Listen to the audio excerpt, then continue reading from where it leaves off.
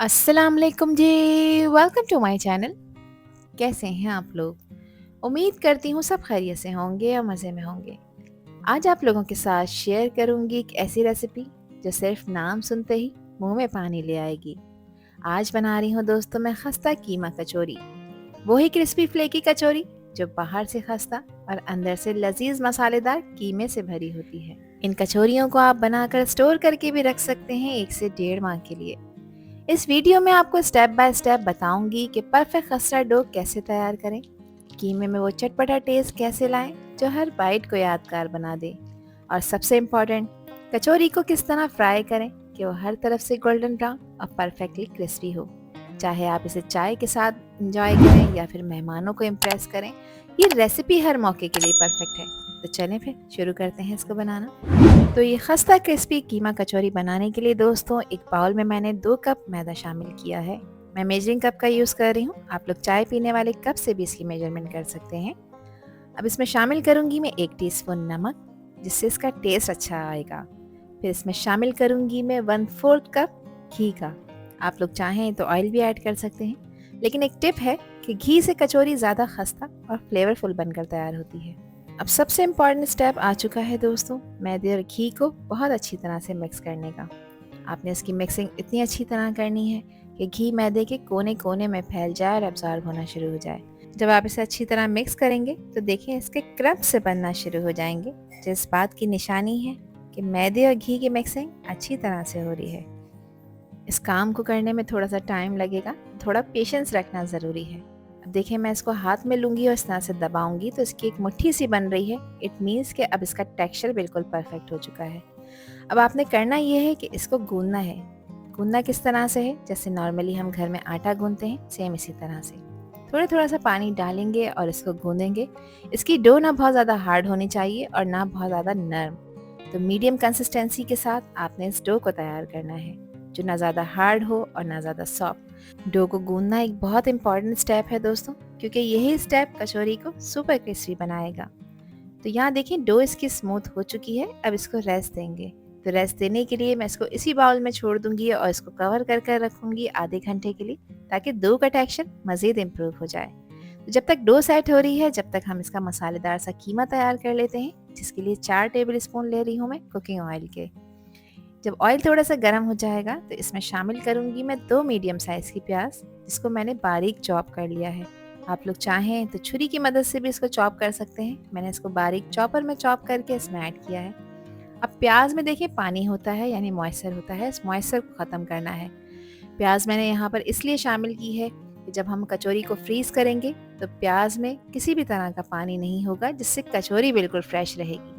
इसके साथ ही 1 table spoon मैं अदरक लहसुन का पेस्ट ऐड कर रही हूँ। बहुत सारे लोग जब कचौरियाँ बनाते हैं तो वो कीमा पकने के बाद उसमें प्याज को मिलाते हैं, मगर हम ये काम नहीं करेंगे क्योंकि हमें इसे फ्रीज़ करना है। तो इस स्टेप को करने के लिए मैंने प्याज को पहले शामिल किया है। अब प्याज को 3 से 4 मिनट के लिए इसमें पका लेंगे, मगर इसको कलर नहीं देना आपने कोई, सिर्फ इसे थोड़ा सा सॉफ्ट करना है, ताकि प्याज में मौजूद जो मॉइस्चर है वो ख़त्म हो जाए। अब इस पॉइंट पर इसमें ऐड कर रही हूँ मैं कीमा। तो यहाँ पर मैंने चिकन का कीमा लिया है, जो कि आधा किलो है, यानी 500 ग्राम। आप लोग चाहें तो मटन और बीफ का कीमा भी इस्तेमाल कर सकते हैं, कोई इशू नहीं है। अब कीमे को हाई फ्लेम पे 3 से 4 मिनट बहुत अच्छी तरह से भून लेना है, क्योंकि इसमें एक ही कच्चापन होता है जिसे ख़त्म करना बेहद ज़रूरी होता है। तो इस वक्त आपको जो इसकी पिंक टोन नज़र आ रही है, जब आप इसको मुस्तकिल भूनेंगे तो इसका टेक्सचर चेंज हो जाएगा और ये इस तरह से वाइट टोन पर आ जाएगा। तो बस ये निशानी है कि इसकी भुनाई अच्छी तरह हो चुकी है। अब इस पॉइंट पर इसमें कुछ स्पाइसेस ऐड कर दूंगी। तो सबसे पहले इसमें मैं शामिल कर रही हूँ नमक, जो कि 1 टीस्पून है। नमक आप अपने टेस्ट के अकॉर्डिंग रखिएगा, कम या ज़्यादा जितना आपको पसंद हो। इसके अलावा पिसी लाल मिर्चों का पाउडर इस्तेमाल करूँगी, वो 1 टीस्पून है। साथ ही इसको चटपटा करारा बनाने के लिए 1 टीस्पून मैं कुटी लाल मिर्चों का भी ऐड कर दूंगी। मिर्चों की क्वांटिटी आप लोग अपने टेस्ट के हिसाब से रखिएगा, जितनी आपको पसंद हो। 1 टीस्पून इसमें मैंने धनिया का पाउडर डाला है, और अच्छे कलर के लिए 1/2 टीस्पून हल्दी का पाउडर ऐड कर देंगे। 1 टीस्पून इसमें भुना कुटा हुआ जीरा मैंने शामिल किया है, और साथ ही 1/4 टीस्पून इसमें मैंने शामिल किया है गरम मसाले का पाउडर, जिसको एक अच्छा फ्लेवर देगा। अब तमाम स्पाइसेस को कीमे के साथ मिक्स कर लेंगे, और इन स्पाइसेस की भी 1 से 2 मिनट तक भुनाई कर लेनी है। स्पाइसेस को अच्छी तरह भून लेने से इनका जो रॉ फ्लेवर होता है वो ख़त्म हो जाता है। तो देखें कितनी अच्छी तरह से स्पाइसेस ने कीमे को कोट कर लिया है, कितना खूबसूरत सा कलर हो गया है। अब चिकन का कीमा कच्चा है और इसे गलाना बेहद ज़रूरी है। इसको गलाने के लिए मैं इसमें सिर्फ आधा कप पानी शामिल कर रही हूँ। इससे ज़्यादा पानी आपने इसमें ऐड नहीं करना, क्योंकि चिकन के कीमे में भी मॉइस्चर है, वो मॉइस्चर भी रिलीज़ होगा। तो इसको लो फ्लेम पर पकाऊंगी कवर करके 8 से 10 मिनट के लिए। आधा कप पानी में ये चिकन का कीमा अच्छी तरह से टेंडर हो जाएगा। अगर इस रेसिपी में आप लोग बीफ का कीमा यूज़ कर रहे हैं तब आपको 15 से 20 मिनट लग सकते हैं कीमे को प्रॉपर टेंडर करने के लिए। यहाँ 10 मिनट बाद मैंने इसका कवर हटाया है। पानी देखें अच्छी तरह से ड्राई हो चुका है और कीमा बिल्कुल कम्प्लीटली टेंडर हो चुका है। अगर इस पॉइंट पर कीमे में थोड़ा सा पानी मौजूद हो तो आपने फ्लेम को हाई करके उस पानी को ड्राई कर लेना है, यानी कीमे में कोई मॉइस्चर नहीं होना चाहिए। अब इसको थोड़ा सा स्पाइसी टच देने के लिए इसमें मैं शामिल कर रही हूँ एक हरी मिर्च का क्यूब। मेरे पास फ्रोज़न हरी मिर्चें थी, ये मैंने इसमें ऐड किया है। हरी मिर्चों को 2 से 3 हरी मिर्चों को पेस्ट बनाकर आपने इसमें ऐड करना है अगर आप स्पाइसी खाना पसंद करते हैं। और अगर आप नॉर्मल स्पाइस पसंद करते हैं तो इस स्टेप को आप लोग स्किप कर सकते हैं। और आखिर में शामिल करूँगी इसमें मैं 1 मुट्ठी भरकर हरा धनिया।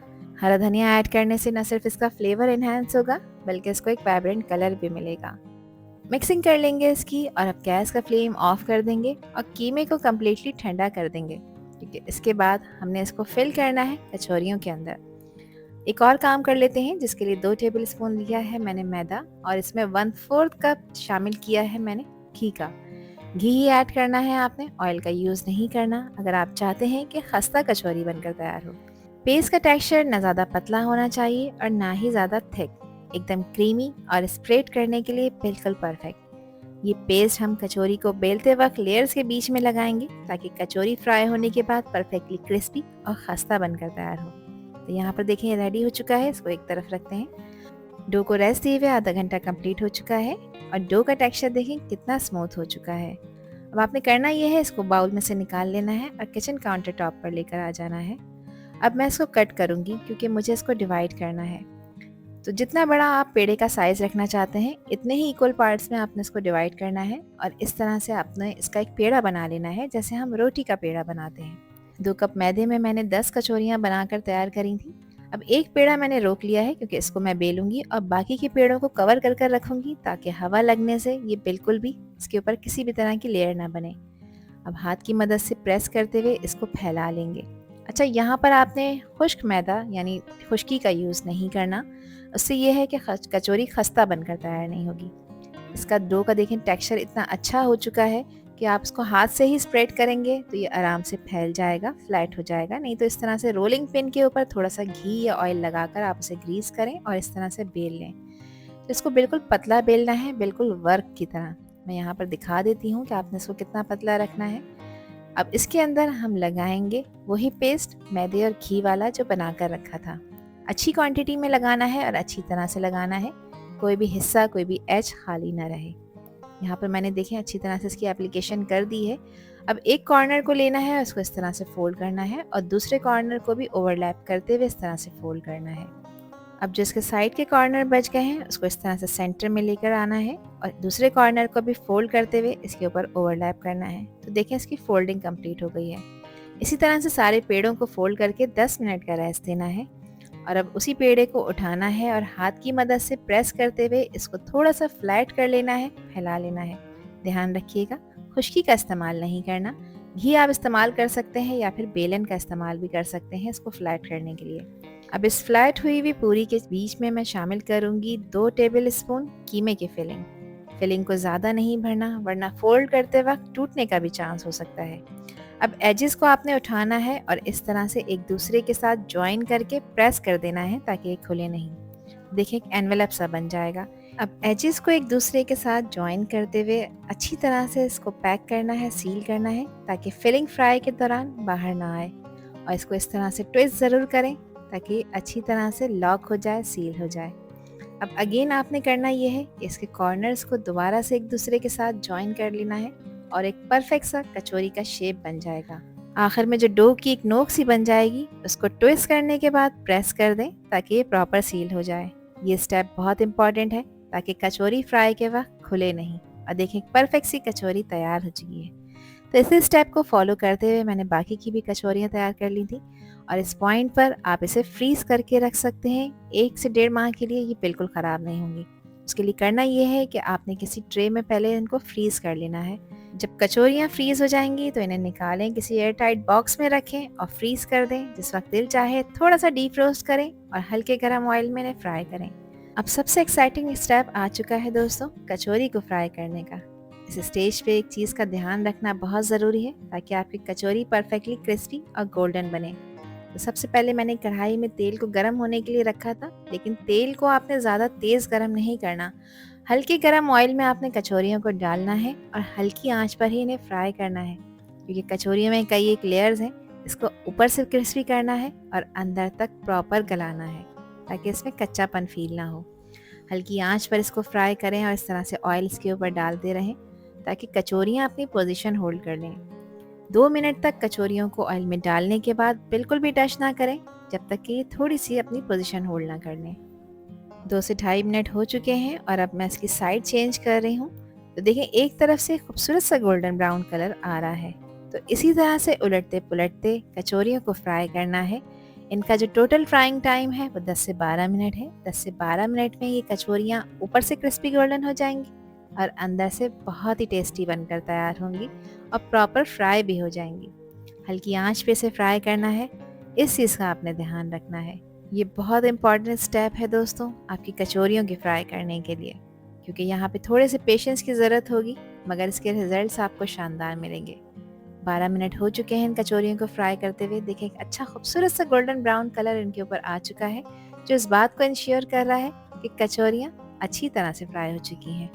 बस अब आप इन्हें निकालें और निकाल कर पेपर टॉवल पर रखें ताकि पेपर टॉवल इसका एक्सेस ऑयल एब्जॉर्ब करे। आप लोग चाहें तो इसको किसी स्ट्रेनर में भी रख सकते हैं ताकि कचौरी को एयर लगती रहे और ये देर तक खस्ता रहे। और यहाँ पर रेडी हो चुकी है हमारी बहुत ही डिलिशियस, बहुत यमी कीमा कचौरी, जो दिखने में जितनी टेम्पटिंग लग रही हैं, खाने में उससे कहीं ज़्यादा मज़ेदार है। जब आप इसे हाथ में उठाएंगे तो आप सुन सकते हैं इसका क्रंच और इसका टेक्सचर चेक करें।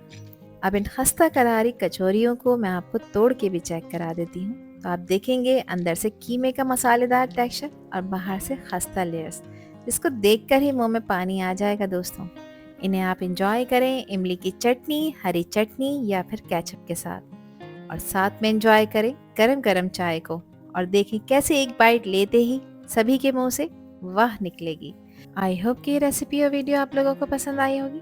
पसंद आई हो तो कमेंट सेक्शन में अपना प्यार सा फीडबैक मुझे लाजमी शेयर करिएगा, और चैनल पर न्यू है तो चैनल को भी ज़रूर सब्सक्राइब कर दीजिएगा।